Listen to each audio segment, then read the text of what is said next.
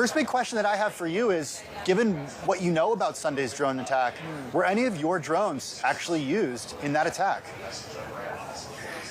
So what we know, not as in a way that they would act as being the ultimate weapon. All of the drones that we are building are used for ISR missions, which is intelligence, surveillance, and reconnaissance. So that means we are spotting potential targets. So our drones have wings. We have flight time of several hours, and we fly deep into enemy territory. So we spot, and then other type of drones come in. Do your drones ultimately replace the capabilities of aircraft such as the U-2 spy plane? Well, there's a reason for every asset to have, and I think mostly war times are times of change, and new doctrines are happening, and every war that is coming up will not start as the last one ended. So I'm not really sure if the next war will be all about drones, but what I can say now, definitely it's a vehicle for Ukraine to fight off Russia, because they did not have enough conventional weapons to take them to the battlefield the way Russia would have expected. So I mean, they were just very curious and using what they have, and that's where we are. This is technology changing the way things happen. Huh? Well, that's where, Florian, I kind of want to go. I think after that drone strike by Ukraine and Russia, we had so many conversations in the newsroom about, oh my gosh, like warfare just continuing to change very dramatically. My dad and his three brothers all fought in World War II, excuse me. A lot of man-to-man combat. It was just a very different type of warfare. We've seen the gamification of warfare. How does drones kind of make it safer on one level in terms of not putting people at the kind of right at the top, the front line, if you will, but at the same time make it easier for someone to flip a switch and send drones into combat? You use the word that describes it quite well, which is gamification. It's using a lot of technology that was spilling over from adjacent industries like cell phone technology. A lot of the small stuff, chips, batteries, cameras that they weren't just not available a few years ago to companies like us. And the cell phone industry basically allowed us all to disrupt classical defense military companies, because now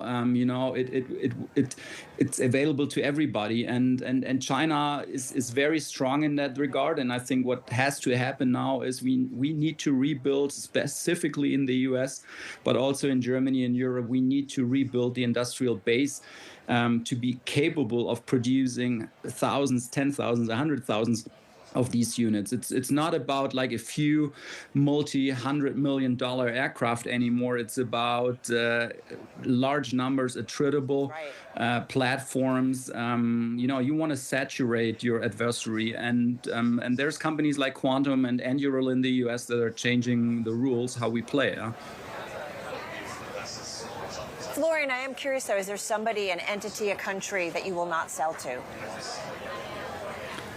Well, in Germany, all of what we do is very regulated. And so we have a German export control authority, which is called BAFA, which is very much in line with NATO and the German governmental official position. And so we have to fulfill these guidelines and so it's basically impossible for us, from a legal perspective, for example, to sell into countries like Iran and Russia and China. But also, then that's the legal perspective on it. And then we as the founders and we together with our investors have made it very clear that even though if we could sell to certain countries, we have to feel comfortable with that as a company.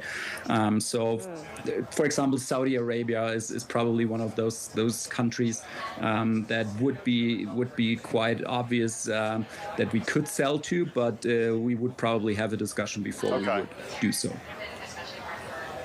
You mentioned investors. The company is backed by Peter Thiel. We're going to talk about that in just a minute. Before we get there, I want to talk about the opportunity outside of Europe, because for much of the past 3 years, you have been selling your drones to Ukraine, but you did just open a 135,000 square foot facility here in California. What is the opportunity in the U.S. market?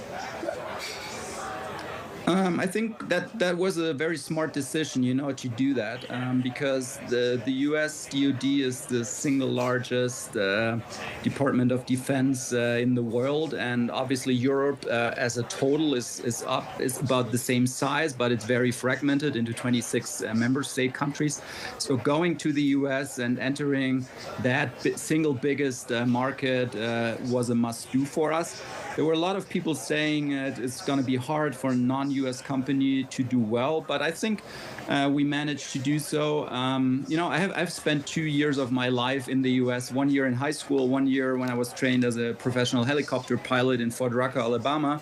So I think I picked a little bit up of the way of how America works and what's the life over there and how the people do business. And so I was very lucky to hire an excellent CEO coming from the drone defense industry, and he was setting up Quantum Inc. in Moore Park, and he has been doing incredibly well. And so I think it's not the US or Europe. I think part of our mission is also to, in these uncertain times of what we see at the moment, where the US is trying to break away from Europe, that economic companies that are on the free market, act as a glue maybe to get us through these times, because the US has been always the biggest ally to Europe, especially what is coming up tomorrow, D-Day, we want to pay back a little bit here, and so for me it was a natural thing to go to the US. Yeah.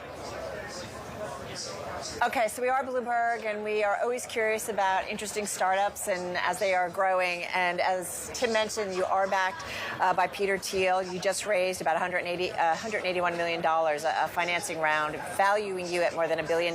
So kind of going into that unicorn status. When is the IPO? If there is one, will it be Europe? Will it be the United States? What will you guys do?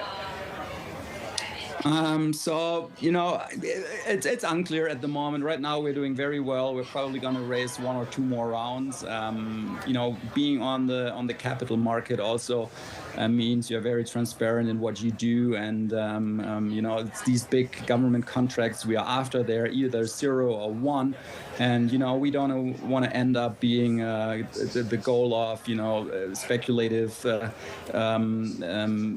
betting on us or against us on Wall Street. So I think we'll take like 1 or 2 more years, 1 or 2 more financing rounds, and then probably, as we are a German company, we could look into doing a European IPO, or as you said, New York Stock Exchange.